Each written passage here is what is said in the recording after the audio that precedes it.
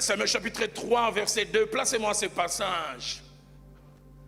Le sacrificateur Élie est toujours en fonction, mais le corps ne suit plus. La Bible dit qu'il n'arrivait plus à bien voir. 1 Samuel 4, verset 15, dit même qu'il était âgé de 95 ans. On dit qu'il était devenu lourd, d'autres versions disent obèse. Certains pensent même qu'il souffrait d'éléphantiasis.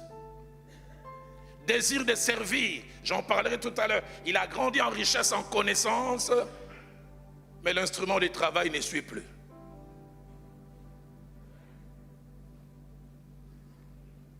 J'aimerais dire à un Mbouta, mi batte la rue, qu'on fait la personne comme ça, cher.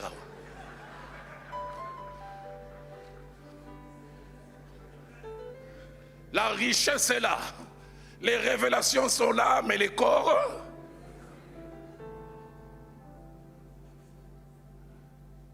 Dans l'une de nos provinces, un homme d'un certain âge, le médecin lui disait ton corps n'arrive plus à supporter. Il disait, moi je vais mourir à la chair. Il a tenu un merveilleux séminaire. Ce sont ses fils qui me parlent. Et il rentre au bureau, il rend grâce. Il dit, dans 5 minutes, faites-moi sortir. 5 minutes, il ne sort pas. 10 minutes, il ne sort pas. 15 minutes, et puis il rentre et trouve, il avait mis la tête comme ça, parti. Nous n'avons pas toujours la qualité de vie chaque jour.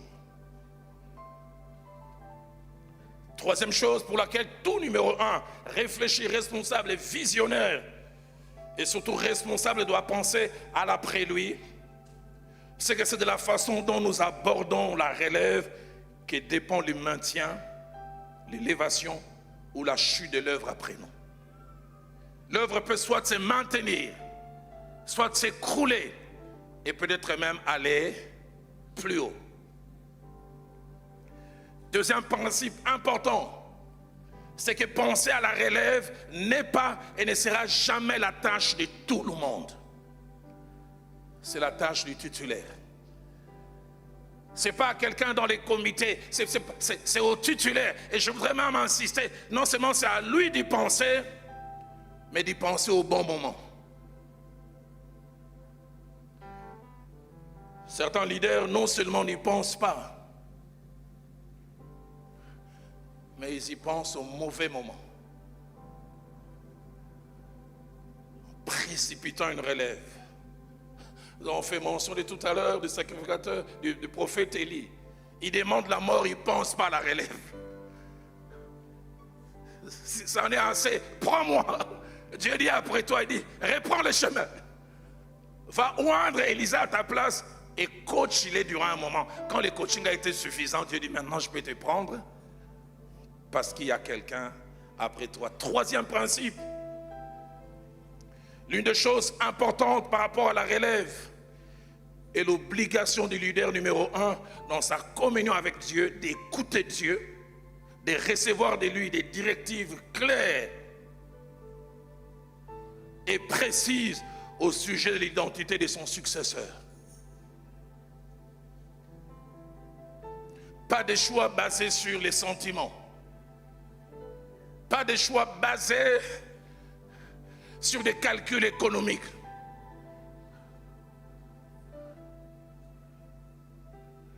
Chez moi à Kinshasa, certains pasteurs disent au bord nabiso. Oh les gablo nabiso, c'est notre vache à lait. Ça doit rester. 1 Roi 19, verset 16. Élie a reçu clairement tout oindra Élisée. Donne-moi un Mbouta qui entendra, c'est Élisée que tu dois choisir. J'aimerais dire à quelqu'un, Dieu sait qui doit venir après toi et qui va maintenir cette œuvre. Si tu es en communion avec lui, tu l'écoutes, Élie, il te parlera d'Élisée. J'aimerais dire à Élie, tu ne connais pas Élisée, mais Dieu le connaît. Il est en train de garder les brebis, mais Dieu sait que c'est lui qui soutiendra ce que tu es en train de faire. Pasteur Média en a fait mention, 1 Chronique chapitre 29, verset 1. David l'a su, et il a su au bon moment. Il dit, de tous mes fils, c'est Salomon que Dieu a choisi. Seigneur, aide-moi à le savoir. Leader, chaque temps que tu passes en prière, en retraite, en jeûne, pour connaître la relève là près de toi, c'est jamais du temps perdu.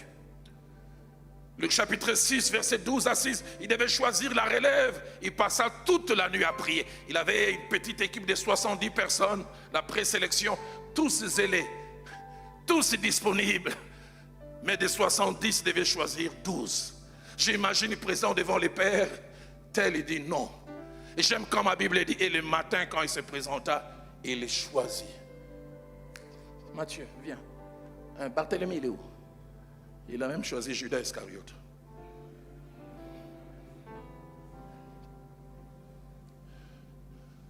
Quatrième vérité attachée à la relève, c'est que la Bible nous montre la méthode de Dieu.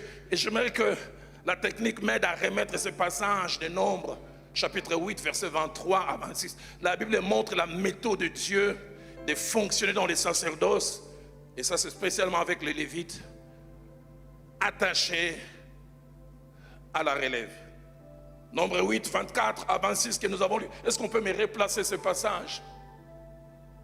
Voici ce qui concerne les Lévites.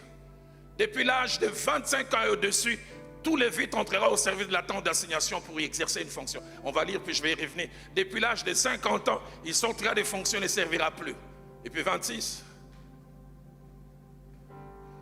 Il aidera ses frères dans la tente d'assignation pour garder ce qui est remis à leurs soins. Mais il ne fera plus de service. Tu agiras ainsi à l'égard des Lévites pour ce qui concerne les fonctions. 4 petites choses que je devais faire ressortir rapidement de ces textes. Premièrement, l'âge de l'entrée est fixé. 25 ans. Et deuxièmement, l'âge de la sortie. Mais je préfère dire sortie partielle. 50 ans. Tu as bien la bonne volonté, tu veux, mais 50 ans arrivent.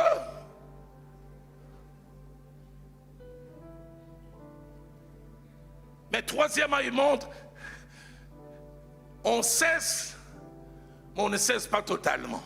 Et c'est pour ça que quelquefois les bambous sont difficiles à laisser.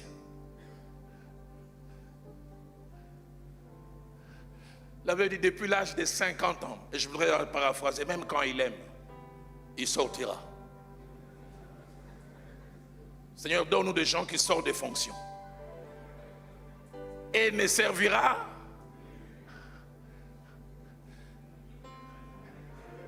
Pourquoi vous riez par hésitation? Riez bien. Verset 26.